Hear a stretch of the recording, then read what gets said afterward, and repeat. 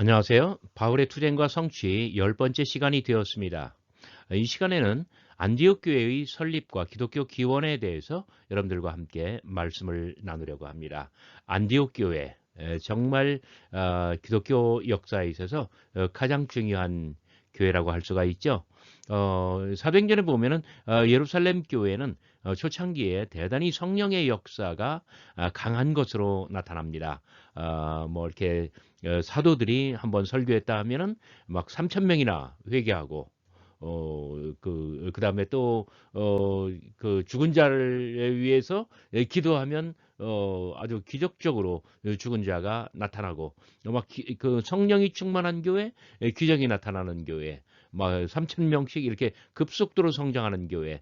그런데 실제로 예루살렘 교회는 예수님 돌아가신 30년부터 시작하여 유대 전쟁 유대 전쟁 때까지 사실상 존속한 것 같아요. 유대 전쟁 직전에 갈릴리 남쪽, 갈릴리 바다 남쪽 펠라로 이주하지만 그 다음에는 역사에서 사라집니다. 그러나 바로 그 자리에 안디옥 교회는 몇백 년 동안 정말 안디옥 교회는 이 기독교 역사, 초대교회의 역사를 이끌어가는 가장 주도적인 교회가 되고요.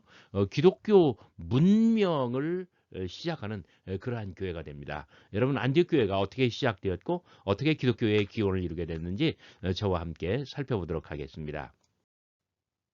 율법에서 자유로운 선교와 안디옥 교회. 율법으로부터 자유로운 선교는 예루살렘 교회의 헬라파 유대인들로부터 시작되었죠.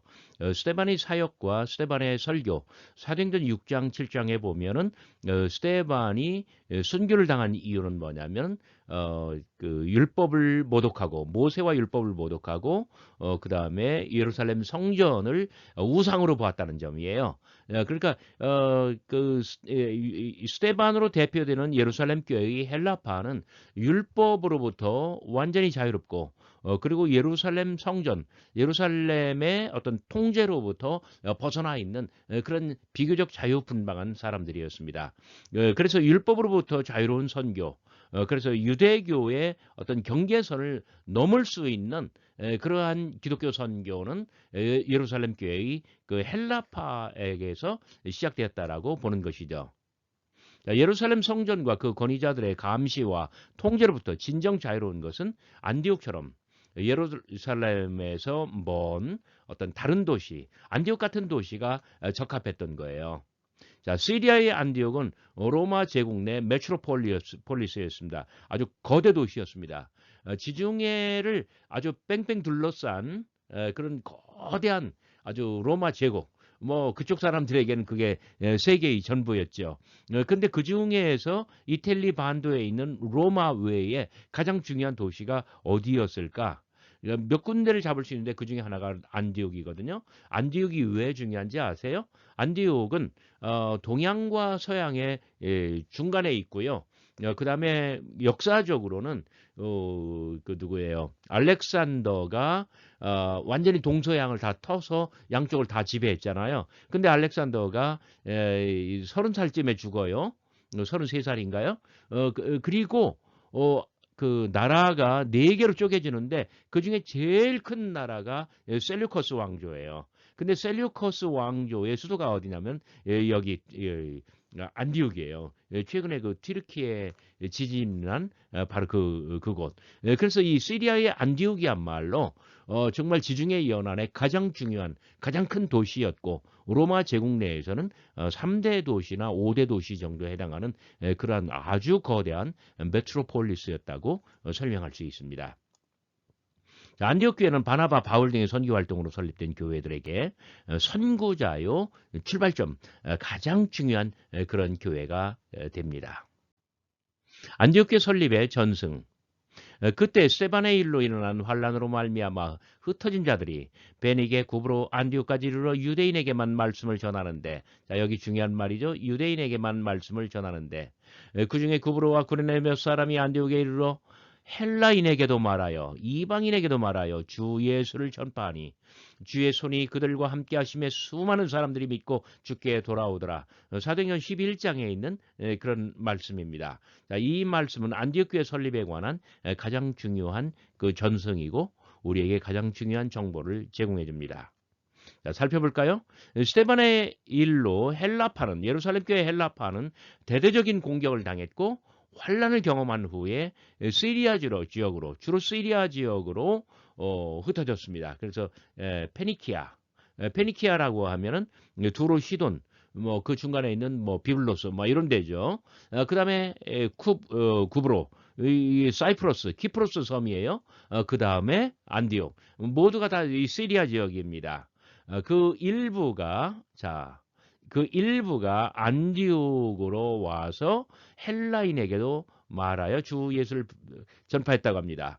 그 일부가 그래서 안디옥 교회의 설립으로 이어진 거예요. 안디옥 교회는 특히 구브로와 구레네 사람들은 이방인에게도 최초로 이방인에게도 복음을 전파하였습니다.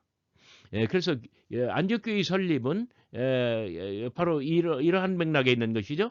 그래서 이 교회 설립의 연도는 아무리 늦어도 서기 35년 이전입니다. 왜 이렇게 잡냐면 바울이 어떤 부활의 그리스도를 만나서 소명을 받는 것, 그, 그 사건 이전에 안디옥 교회가 이미 존재하고 있었거든요. 그러니까 바울의 어떤 회심, 바울의 소명이 아무리 늦어도 서기 35년이에요.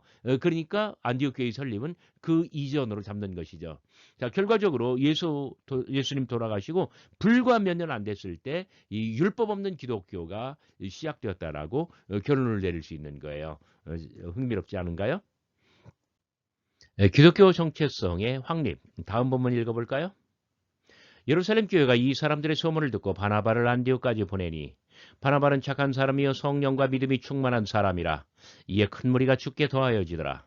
바나바가 사울을 찾으러 다소에 가서 안디옥에 데리고 와서 둘이 교회에 1년간 모여있어 큰 무리를 가르쳤고 제자들이 안디옥에서 비로소 그리스도인의 일컬음을 받게 되었더라. 자, 여기 바나바, 그 다음에 바울, 그리고 안디옥에서 기독교인이라고 처음으로 일컬어졌다는 점이에요. 굉장히 중요한 역사적 정보입니다. 자, 교회 초창기 지도자는 바나바였습니다. 그리고 여기에 바울도 합류합니다. 그런데 예루살렘 교회가 바나바를 파송했다.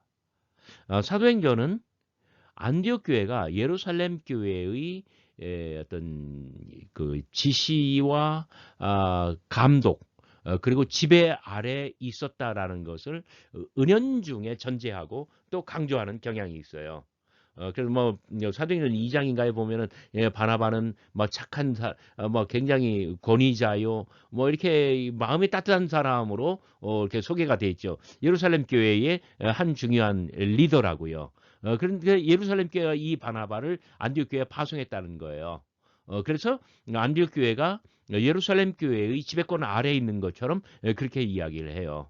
그런데 바나바는 이 사울이라고 불리는 사도행전이 사울이라고 부른 이 바울을 데려옵니다. 그런데 이때 예루살렘 교회의 어떤 그 승인을 받고 또는 지시를 받고 하나요? 결코 아니죠. 자기의 결정으로 이렇게 하는 것이죠. 자, 교회 초창기 지도자는 바나바였고 바울도 합류하고 있습니다. 안디옥교는 이렇게 바울의 신학적 고향이 됩니다. 바울은 이렇게 아주 10년 넘게 14, 15년 예루살렘 안디옥 교회에 머물면서 바울은 예수님의 직계 제자가 아니었지만은 안디옥 교회로부터 또는 바나바로부터 자기의 모든 어떤 신학적인 그 소양 그리고 기본 틀 가장 중요한 어떤 신학적인 기초를 바나바와 안디옥 교회로부터 바울이 받게 되었다라고 말할 수 있는 거예요. 자, 나중에 바울은 자신이 예루살렘 회의 14년 전에 이미 안디옥 교회 선교사로서 시리아 길리기아에서 사역했다고 수례합니다. 그 외에 내가 시리아와 길리기아 지방에 이르렀으나 그러니까 14년이 지나고 그 다음에 또 이듬해 49년도 안디옥 사건 때 그때까지 바울은 안디옥 교회에 머물러요. 그리고 안디옥 교회에 파송된 선교사로서 인근 지역에서 활동하고 있고요. 그래서 14, 5년 동안 안디옥 교회에서 바울의 어떤 신학적인 기초가 형성되고 숙성되고 그리고 나서 49년도 안디옥 사건 때에 바울이 바나바와 결별하고 안디옥 교회를 떠나게 되는 것이죠. 자, 기독교라고 하는 이름은 안디옥 교회가 처음입니다. 그러니까 바로 그 앞전 이거 20절, 21절에서 안디옥에서부터 비로소 이방인들에게도 주 예수를 전파했다. 이방인에게도 말하여 주 예수를 전파했다. 그러니까 안디옥 교회가 이방인 선교의 어떤 그 효시죠. 그리고 안디옥 교회는 헬라파 사람들이 설립했기 때문에 율법 없는 기독교의 어떤 율법 없는 복음, 율법 없는 기독교의 또 시초가 되죠. 그리고 여기 그때까지는 안디옥 교회 이외의 모든 교회들이 유대교 또 유대인들의 문화와 종교 그 범위를 그 경계를 넘지를 못했어요.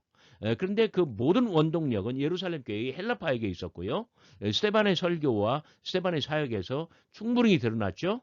그리고 이들이 쫓겨와서 안디옥까지 왔죠. 안디옥에서 최초로 이방인 선교를 시작했죠. 안디옥에서 최초로 기독교라고 하는 어떤 칭호, 기독교라고 하는 그런 어떤 명칭을 처음으로 받게 되었다는 거예요. 그러니까 안디옥 교회 이전에 모든 교회들, 안디옥 교회 동시대의 모든 교회들, 안디옥 교회 설립 이후에 다른 많은 교회들이 유대교의 어떤 경계선, 유대교의 범위를 결코 넘어서지를 못해요. 그런데 안디옥 교회가 이 모든 것을 다 해냈다는 거예요.